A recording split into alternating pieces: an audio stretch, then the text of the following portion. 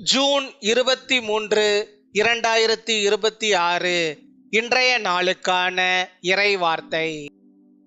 நீங்கள் விதைத்த நன்மைகள் அனைத்தும் இந்த பருவத்தில் ஆசீர்வாதமாக திரும்ப வரப்போகின்றன.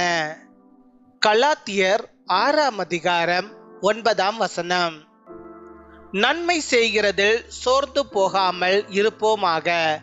நாம் தளர்ந்து போகாதிருந்தால் ஏற்ற காலத்தில் அறுப்போம்.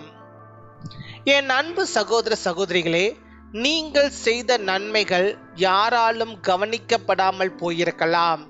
உங்கள் அன்பு, உதவி, ஜெபம், தியாகம் வீணானது போல தோன்றியிருக்கலாம்.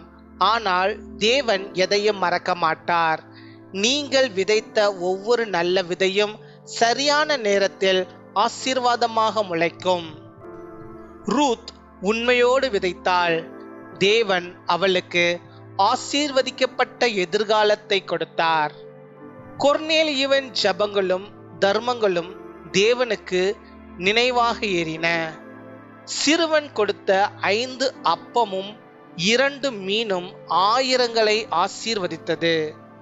அதேபோல் நீங்கள் கண்ணீரோடு விதைத்த நன்மைகள் இப்பொழுது பலனளிக்க தொடங்கும். நீங்கள் எதிர்பார்க்காத வழிகளில் தேவன் உங்களை ஆசீர்வதிப்பார். உங்கள் உழைப்பும் விசுவாசமும் வீணாகாது.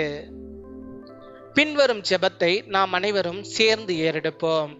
அன்பான பரலோக தந்தையே, நாங்கள் விதைத்த ஒவ்வொரு நல்ல விதையையும் நினைவில் வைத்திருக்கும் கிருபையுள்ள தேவனே, உம்மை ஸ்தோத்தரிக்கிறோம். கர்த்தாவே, சோர்ந்து போனவர்களுக்கு புதிய பலனை அளியும். காத்திருப்பவர்களுக்கு பொறுமையையும் நம்பிக்கையையும் கொடும். நாங்கள் விதைத்த நன்மைகள் அனைத்தும் உமது நேரத்தில் ஆசீர்வாதமாக அறுக்கப்படச் செய்யும்.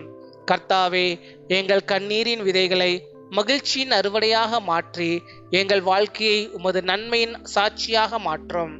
திருமணத்திற்கும் குழந்தை பாக்கியத்திற்கும் காத்திருக்கும் ஜெபங்களுக்கு பதில் தாரும். இன்று பிறந்த நாள் மற்றும் திருமண நாளை கொண்டாடுகிறவர்களை மிகுதியாக ஆசீர்வதித்து அவர்களின் வாழ்க்கையில் சந்தோஷமும் சமாதானமும் ஆரோக்கியமும் மற்றும் வளமை பெருகச் செய்யும். இயேசுவின் வல்லமையுள்ள நாமத்தில் ஜெபிக்கிறோம். ஆமேன்.